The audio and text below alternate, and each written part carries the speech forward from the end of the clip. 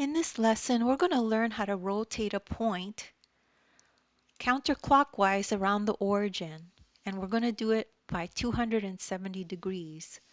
So if we have a problem like this that says rotate point N 270 degrees counterclockwise around the origin, and here's our point N,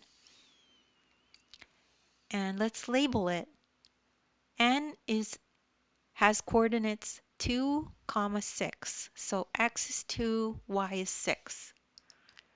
So counterclockwise is this way. Okay, 270 degrees is this amount. So 3/4 of the way. So let's look at this now here. So a 270 degrees rotation counterclockwise around the origin is the same as 90 degrees clockwise around the origin. So instead of going this way all the way, we're just going to go this way because it's easier. Just 90 degrees. You end up in the same spot, right? So now let's take a look at N. Create a box with N and the origin. So let's do that. Here's our little box, okay? So here's the origin, here's N. Now what we're going to do is we're going to kick this box over, and the origin isn't going to move. So as you can imagine, it's like a little lever here that's holding on to this spot. When we kick it down, it's going to look like this, right? The box looks like this. So rotate the box clockwise 90 degrees, keeping the origin fixed, and that's how it'll look. So here's our new N prime is right here.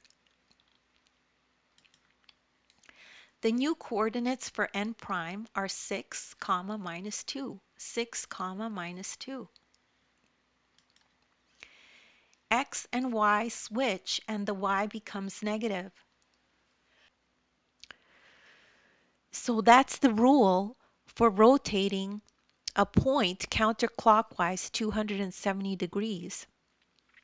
What happens is X and Y switch and the Y coordinate becomes negative.